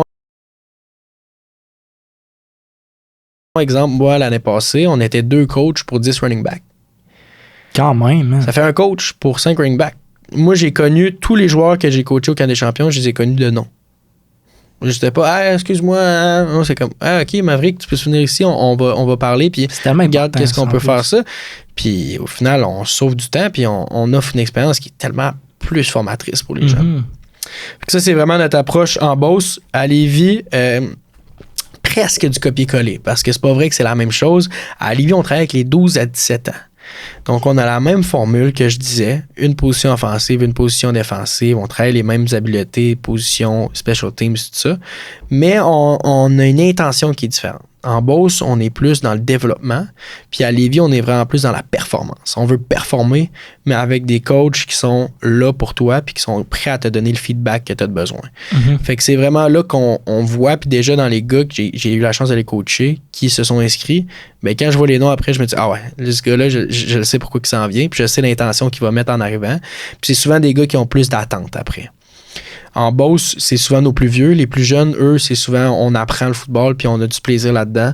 Nos 13-15, eux aussi ont des attentes, un peu comme on le fait à Lévis.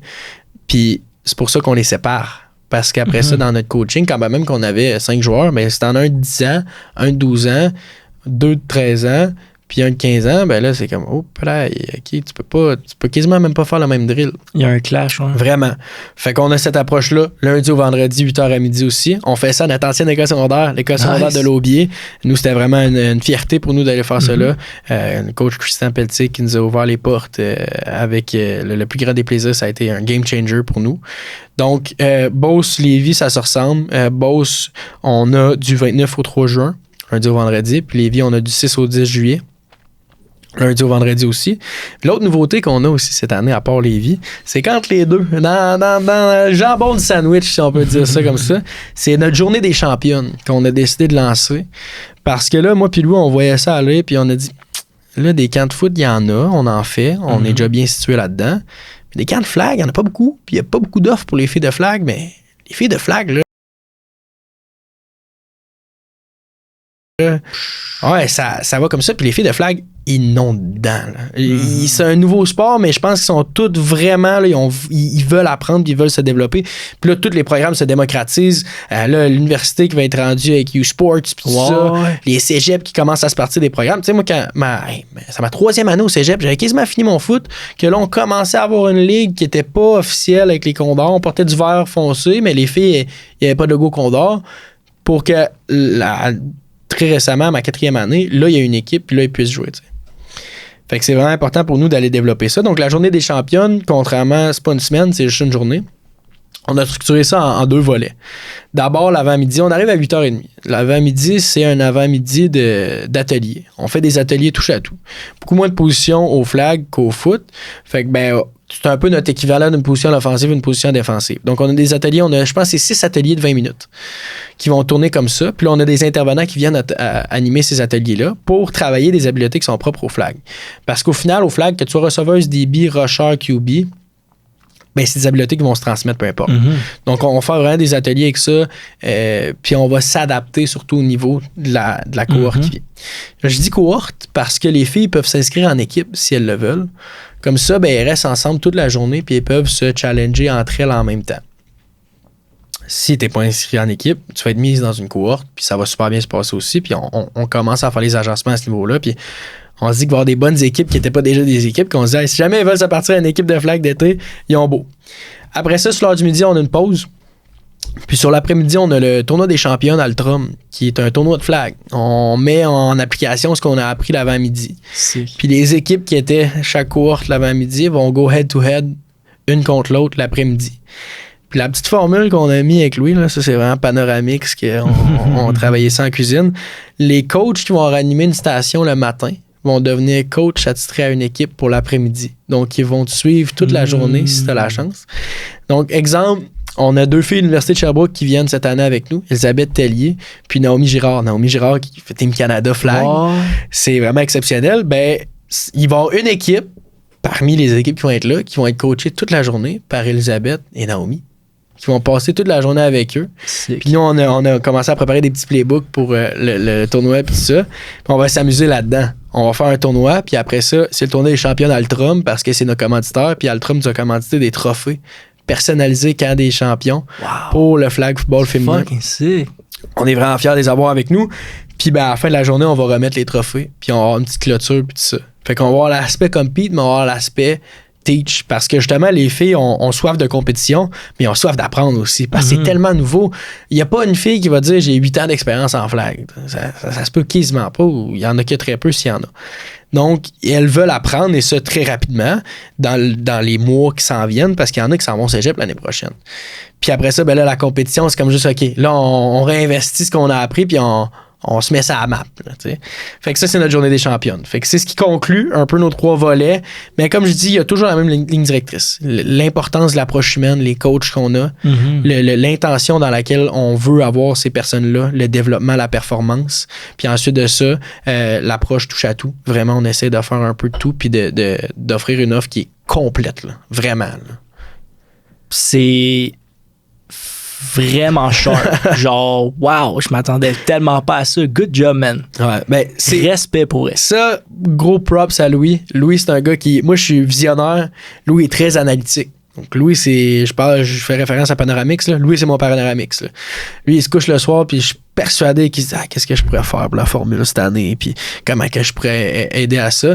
Puis, tu sais, l'année passée, des fois, on était en retard de 1 ou 2 minutes, puis Louis, ça le grattait, tu sais, parce que là, il y a sa formule, puis il sait qu'il veut donner le plus de temps possible aux jeunes. Puis ben là, on trouve des solutions pour, justement, optimiser ça le plus possible. Louis est vraiment dans l'amélioration continue. Moi, je veux faire connaître le camp, je veux pousser ma formule. Je sais que la formule à Louis est excellente. Fait que mon but, c'est de la faire connaître le plus possible. Puis je sais, après ça, Louis, il est vraiment là le plus possible, day after day, 1% better. Puis nous autres, c'est ça, après année, on essaie d'être plus que 1% better au minimum. Mais on pousse ça le plus possible. Non, je suis impressionné, man. Je peux vraiment comprendre pourquoi vous êtes rendu avec autant de participation, puis aussi pourquoi les parents vous font autant confiance. On va se le dire, c'est pas de convaincre les jeunes, c'est de convaincre les parents à cet âge-là. Ouais. Mais c'est ultra impressionnant, man. Je m'attendais tellement pas à ça pour elle. Wow, man, good job pour elle. Non, vraiment, good job. Puis props à avoir pris cette lead-là, man. Sérieusement, je respecte vraiment ça. Puis, man, c'est pour le développement en plus des jeunes. Fait que pourquoi pas? C'est vraiment nice. Puis on voit le développement des jeunes. T'sais, on voit que ça a un impact. Ça fait 4 ans. C'est sûr que si on avait commencé l'année passée, ce serait pas la même chose. Mais là, on se dit, OK, on continue puis on pousse à fond. Là. Continuez. J'ai envie de dire. En plus, vous avez des coachs vraiment sick. J'ai vu que vous avez commencé à afficher, mais tu as parlé de Pépé tantôt, mais il y en a plein. Là. J'ai scruté votre site web, puis vous êtes loadé de coachs. Sérieusement, bien entouré. Je pense que c'est la clé de tout ça. Ouais, vraiment. Parlons un peu d'entrepreneuriat. Let's go! Tu t'es lancé avec tes chums là-dedans. Aujourd'hui, tu es à temps plein là-dedans. Tu as décidé d'arrêter le sport, de poursuivre j'ai envie de dire tes rêves, de devenir entrepreneur, de pousser où est-ce que tu pouvais aller avec les camps des champions. J'aimerais te lancer avec cette première question-là. Qu'est-ce que tu as appris avec le camp des champions qu'on n'apprend pas à l'école?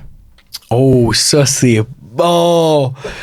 Là, c'est cliché, mais je n'ai déjà parlé tantôt. D'abord, se planter. À l'école, tu peux pas te planter. Tu colles un examen, tu vas le couler pour le restant de l'année, tu sais. Tandis que dans la vraie vie, c'est pas ça du tout. Mais ça, je pense que je me suis déjà assez élaboré de ce côté-là. Je pense que du côté de l'entrepreneuriat, qu'on n'apprend pas à l'école, c'est l'importance des personnes avec lesquelles tu t'entoures, puis l'importance des personnes que tu connais. Parce que faut que tu t'entoures avec les bonnes personnes. Moi, je pense que tu es la somme des personnes avec lesquelles tu t'entoures.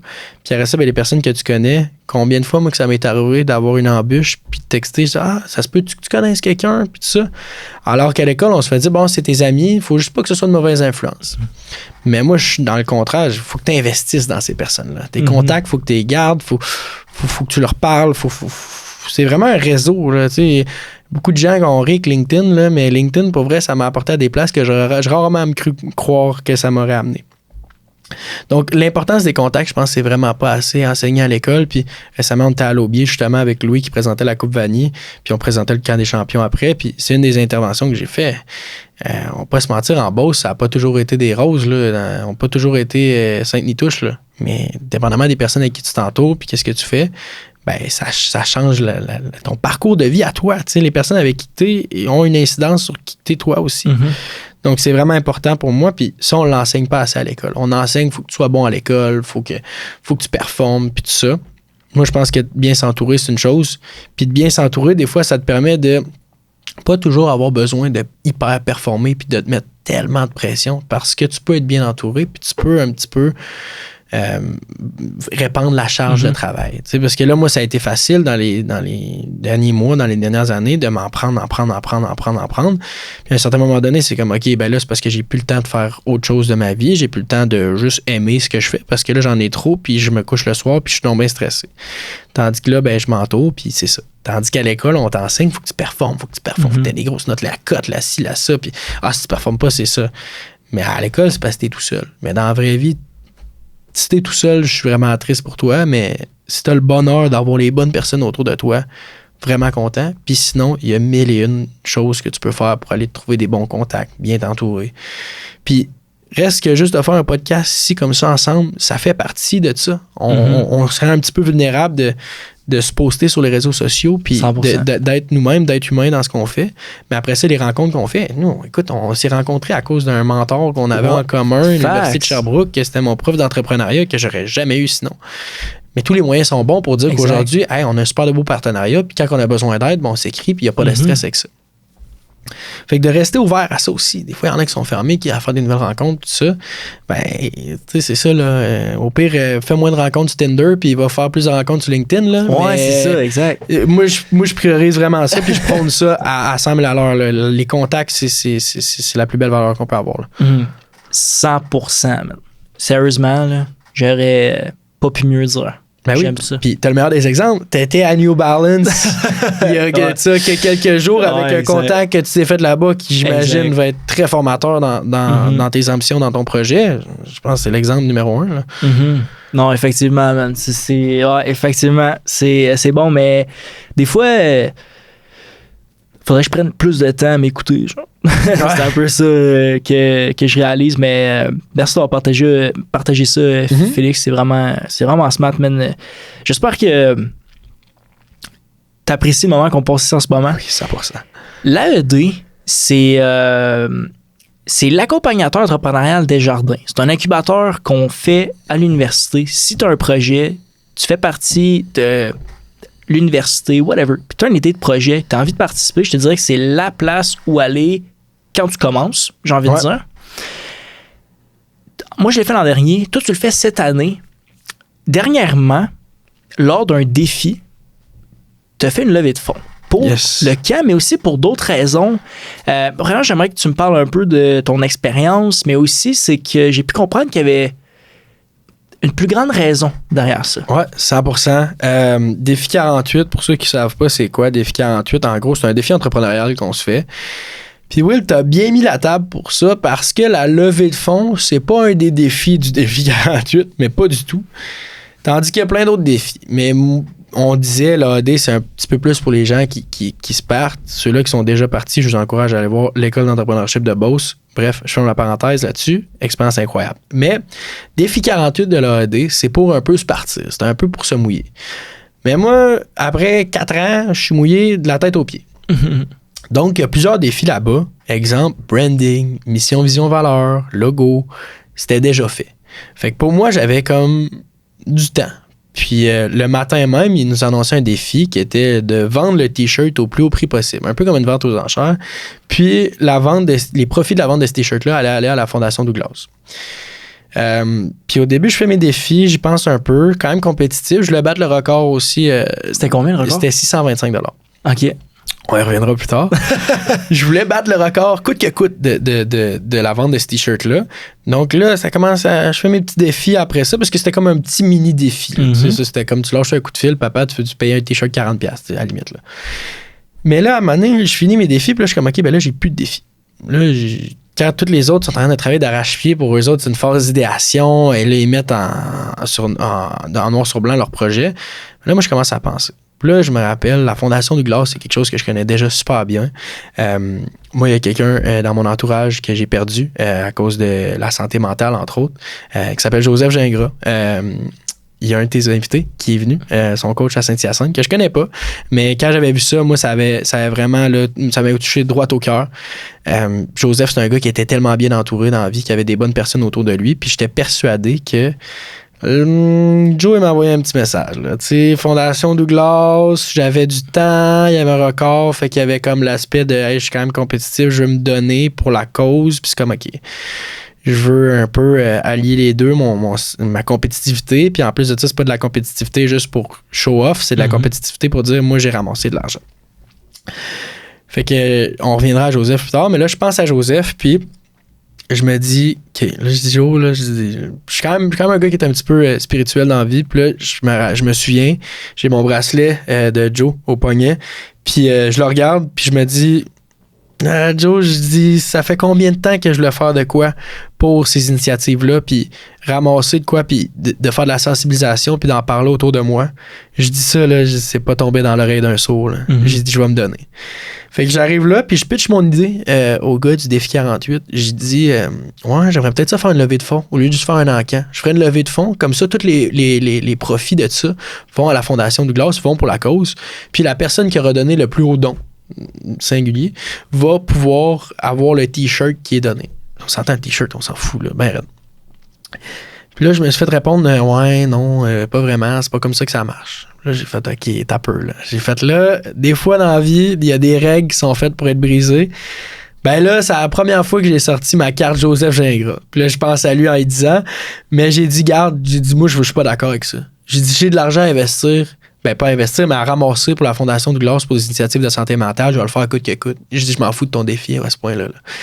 Puis je me suis mis vraiment là, les couilles sur la table pour lui dire, moi, je m'en fous. Je vais le faire. Puis au final, il a dit oui. Je pense qu'il aurait dû me dire oui du premier coup, mais non. Fait que j'ai décidé de partir un GoFundMe.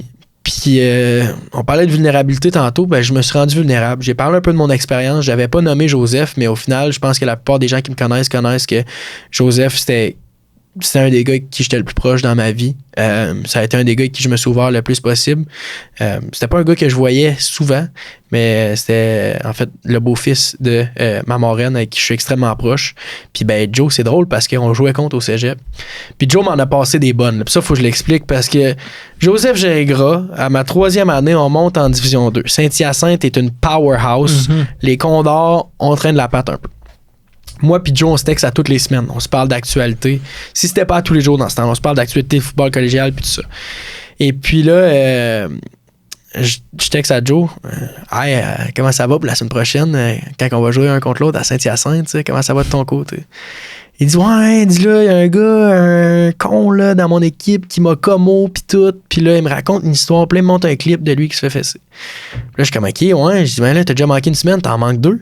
Il dit, ouais, il m'a vraiment bien pogné, puis tout ça. Puis là, je fais comme, OK. Puis là, le gars qui parlait, c'était Sam Lapierre. Sam Lapierre, c'est son meilleur chum, OK, à Montréal. Là, de toute sa vie à Saint-Hyacinthe, ça a été un de ses meilleurs chums, t'sais. Puis là, je fais comment OK? Fait que là, je commence à dire à Félix Tessier-Waddell, qui était moi aussi dans ce temps-là, je dis, hey, Corner Week, il jouera pas. Je dis, on pourra prendre une shot, tu sais. Je dis ça toute la semaine. Parce que là, c'était pas sorti quoi que ce soit. Fait que là, je dis, hey, Corner Week, il joue pas, on prend une shot. Là, j'arrive là-bas, là, je le vois en train de faire ses stretching, puis sur le field, tout ça. Là, je vais le voir avant la game. Et je dis, ouais, finalement, tu sais, comment ça va, pis tout ça. Tu joues-tu? T'as été éclairé, pis tout? Il dit, non, je suis pas éclairé. Je fais juste ça, c'est mon protocole de rehab, là, mais genre, je peux jouer la semaine prochaine. jusqu'à temps qu'au moment où est-ce qu'on est lined up de notre bar, puis je le vois sortir avec son numéro 22, son casque, puis il me regarde le plus gros des cheese pour finalement, il a joué une excellente game, puis on a perdu 44-0, là. On va se le dire tel que c'est. Fait que, tu sais, c'est des anecdotes comme ça que j'ai avec Joe, puis auxquelles je pense quand que je repense à tout ce moment-là à l'AED, puis que je lève des fonds, puis que je me dis, hey, celle-là est pour toi, Joe, tu sais. Fait que j'en reviens à l'histoire principale à l'AED. Donc, je pars ça. Je me mets vulnérable sur les réseaux, en la mémoire de Joe. Je me dis, garde, c'est quoi un post pour tout ce que ce gars-là m'a apporté dans ma vie, tu sais. Fait que je lance un canal rouge. Je dis, j'aimerais peut-être ça ramasser 800$ pour la Fondation Douglas. J'ai parti un GoFundMe, fait ça en dedans de 1h30, 2h, là, tu sais, bonne franquette, un peu de ChatGPT, Claude, puis tout ça pour setter ça. Là, je fais la vidéo. Là, je commence à recevoir des dons. Puis là, ça arrête pas. Puis pas juste des adultes, des personnes de mon âge envers lesquelles ça a résonné ce que j'ai dit, puis la réalité que j'ai vécue, tu sais. Puis qui m'ont DM, qui m'ont dit, hey, ça fait du bien de voir quelqu'un qui fait une initiative pour ça. Fait que là, après ça, je commence à pousser. Je commence à lâcher une couple de coups de fil. Puis le soir après, je vais prendre une marche. Après la première journée du défi 48, c'est un défi 48 heures, je vais prendre une marche. Je fais mon sel, je vais pas loin des chutes Magog, je pense que ça s'appelle, à Sherbrooke. Puis je pense à Joe. Je repense à tous mes souvenirs avec Joe, ceux-là que je viens de te raconter, puis ça. Puis ne serait-ce que 2 heures après, la cagnotte avait monté, on avait battu le record, mais pas à peu près. On avait passé de, je pense, 600 quelques dollars à au-dessus de 1000. Puis là, je capotais. Puis c'est pas n'importe qui a contribué là-dedans. T'sais. Il y a le père à Joe, il y a la grand-mère à Joe, il y a des gens de mon entourage. Il y a une collègue à ma mère qui, elle, avait vécu une situation en lien avec la santé mentale dans sa famille, qui, elle, avait donné 200$ pour l'initiative. T'sais. Puis là, je vois ça aller, puis là, je me couche, je suis tellement heureux. Puis j'arrive le lendemain matin, je pense même plus aux défis quasiment. Je fais mes défis au travers, mais je reposte une vidéo pour dire, hey, on y va, on finit ça. Puis on a donné tellement un gros rush qu'on s'est rendu à 1600$ en 27 heures d'accumulé pour la Fondation Douglas. Honnêtement, je pensais même pas que j'étais capable d'amasser autant d'argent que ça en aussi peu de temps. Si jamais j'étais en difficulté financière, je sais que je suis good, je referai un post. Mais ça pour dire que j'étais tellement fier, je vais être vraiment honnête, je suis allé après, je suis revenu chez nous, puis j'ai lâché une petite larme, puis j'étais vraiment fier de ce que j'avais fait pour l'initiative, puis tout ça, puis j'étais vraiment content. Puis le silver lining aussi avec ça, c'est que chez mes grands-parents Hébert, qui ont été les plus grands donateurs. Le plus grand donateur, en fait, c'est mon oncle Yves Bouchard. Yves Bouchard, c'est un trisomique. Puis c'est le rayon de soleil dans ma vie, là, carrément. Vraiment, vraiment, vraiment. C'est le rayon de soleil dans ma vie. Puis Yves, il a une particularité, il tripe sur les T-shirts. No way. Donc, Yves Bouchard, il y avait un don de 200$, mais là, la règle était que la personne qui donnait le plus gagnait le T-shirt. Yves Bouchard a donné 201$. No way. Donc, la semaine prochaine, j'ai comme mission d'aller porter le T-shirt à mon oncle chez mes grands-parents. Puis là, c'était comme ça a parti de Joe, puis de la mémoire que j'avais, puis de tous les bons souvenirs que j'ai eus avec cet ami-là. Ma marraine m'a aidé, ma famille de l'autre côté m'a aidé. On a commencé à faire des contacts, puis ça a fini en 27 heures. On a passé de moi qui est là, qui se gratte en se disant, hey, je le fais dessus, puis j'ai-tu le temps, puis tout ça, à 1600$, puis moi qui j'étais chez nous, puis je broyais de joie. Ben honnêtement, je vais le dire, je vais être vulnérable. Nice, ouais. J'étais chez nous, puis j'ai broyé pendant à peu près 15-20 minutes seul, parce que j'étais fier cette fois-là, puis je me rappelais de Joe, puis ça me faisait donc bien du bien de savoir que j'avais fait de quoi en ce sens-là. Puis Joe, c'est quelqu'un que, dans toutes les facettes de sa vie, a apporté du bon. Puis je suis capable de vivre ça, puis de le porter avec moi. Ben, c'est ce que je vais faire. Tu sais, j'ai mon bracelet, moi, c'est un reminder à tous les jours de la personne que Joe était, puis que la personne que Joe allait encore aujourd'hui. Parce que c'est pas vrai que parce qu'il est plus là, sa mémoire est plus là, puis moi, je suis sûr qu'il est plus physiquement ici, mais il est partout. Joe, il est partout avec moi, puis avec tous ses proches, puis avec tous ses amis, puis tout ça. Puis ça, c'est le tip of the iceberg. Tu sais, là, on fait cette levée de fonds-là, mais il y en a d'autres qui vont s'en venir, puis il y a d'autres tellement belles opportunités qui vont venir. Puis je finis ça en disant, pour Joe, Joe, c'était un lauréat, et ça allait être un carabin. Puis l'année à la suite de son décès, carabins ont tout gagné. Lauréats ont tout gagné. Puis je suis persuadé que chacun de ces gars-là, dans chacune de ces équipes-là, ont porté Joe en dedans d'eux pendant leur game. Puis je regardais ça aller un petit peu reculer parce que j'étais pas dans ces équipes-là. Mais j'entendais son coach parler. Puis je le sens, puis je suis fier de Joe pour avoir été là pour ces gars-là. Puis je suis content de l'avoir dans ma vie encore aujourd'hui. Vraiment, vraiment, vraiment. Puis comme je dis, c'est pas grand-chose, c'est une levée de fonds que j'ai fait, mais moi, c'était tellement significatif pour moi d'en parler, puis de le faire, puis que les gens autour savent qu'il y a ça, puis ils parlent avec leurs amis. Tu sais, des fois, c'est difficile d'avoir ces conversations-là. Vraiment, vraiment, vraiment. Mais c'est important de les avoir, puis c'est important d'être vulnérable. Mm-hmm. Puis on parlait de business tantôt, mais c'est important d'être vulnérable aussi. Se lancer en entreprise, c'est vraiment difficile. Il faut que tu sois vulnérable financièrement, personnellement, dans tes relations. Mais c'est important. Puis un des parallèles que je fais avec le foot, avec Joe, c'est au foot, on dit communément l'expression, on serait prêt à mourir sur le terrain pour ses chums. Ben, l'autre chose que je me dis, c'est pourquoi qu'on serait pas à parler avec ses chums pour éviter la mort. Tu sais? C'est ne serait-ce que d'avoir une discussion franche, de se dire hey, aucun jugement whatsoever, tu te sens à l'aise, tu viens à ma porte. On serait prêt à se faire mal, à se blesser, à se donner toutes les affaires du monde, alors qu'on pourrait avoir une discussion posée, jaser, être vulnérable. Puis c'est d'en parler, tu sais. Puis les retombées de ça vont être fulgurantes, j'en suis persuadé. Mm-hmm. Fait que moi, Joe, c'est quelqu'un que je porte avec moi tous les jours, comme je disais, avec mon bracelet, mais c'est un way of living, tu sais. Puis il m'a marqué comme il a marqué probablement toutes les personnes avec lesquelles il a eu la chance de côtoyer.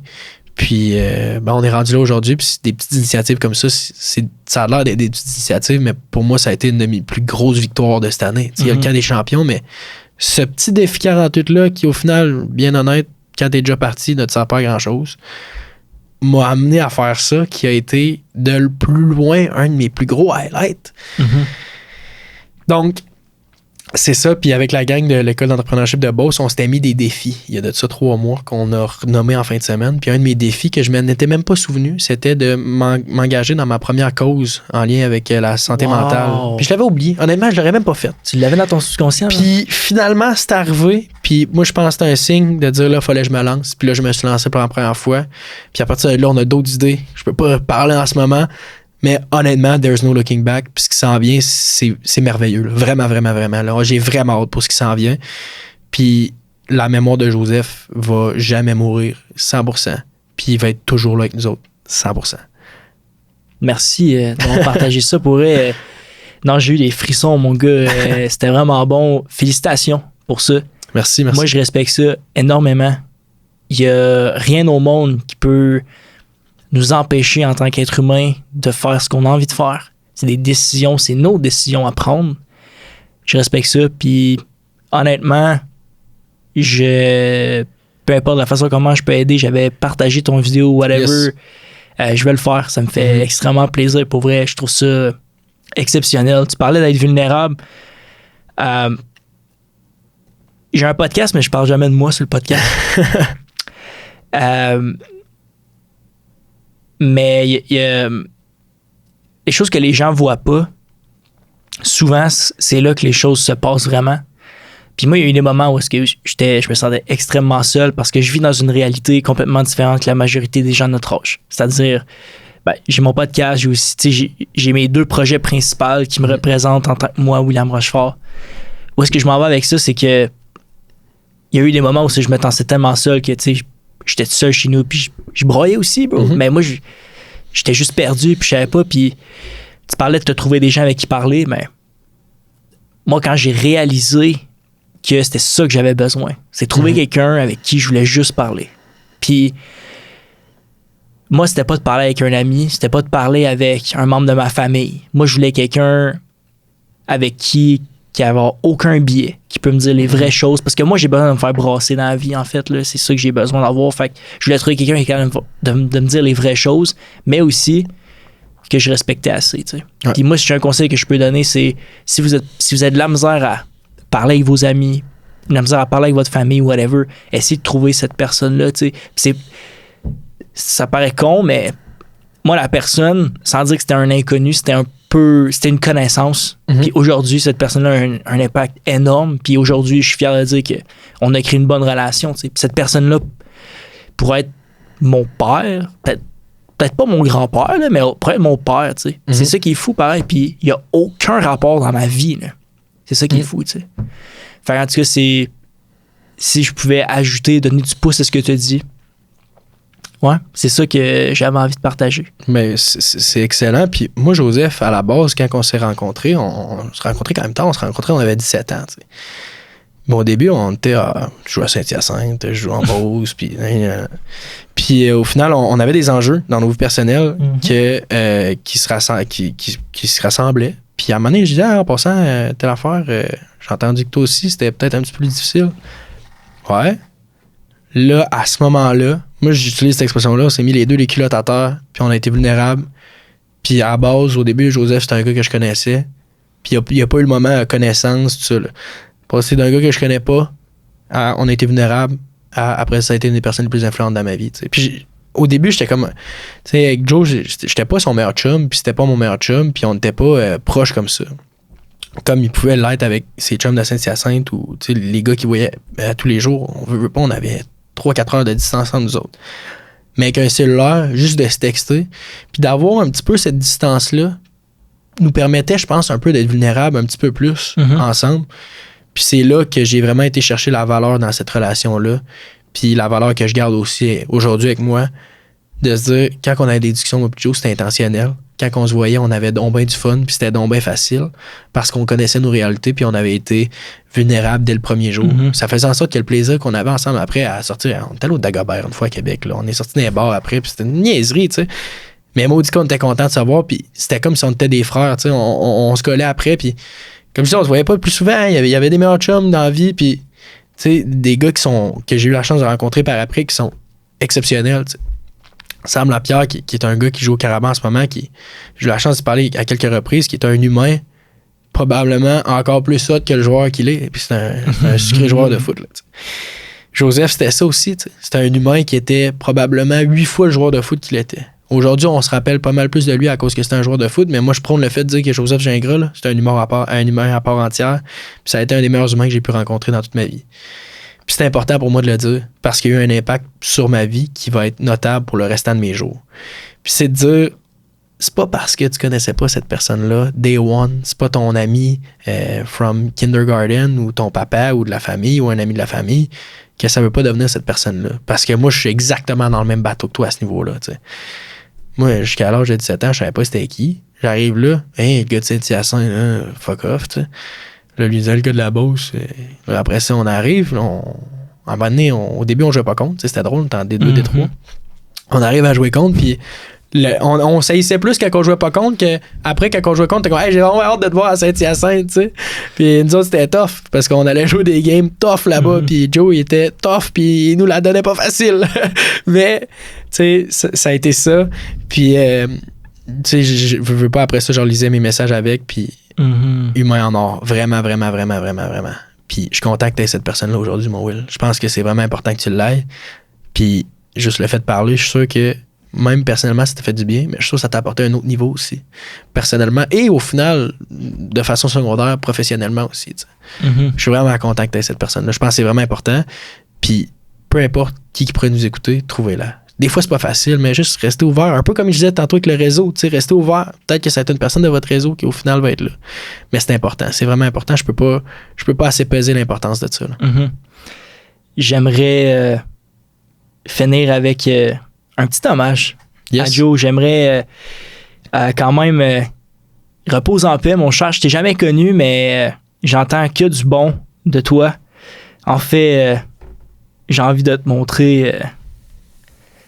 la photo du bol d'or qu'ils ont gagné. Je vais la mettre à l'écran pour les gens qui écoutent, mais Saint-Hyacinthe avait dédié cette saison-là, ce bol d'or-là, pour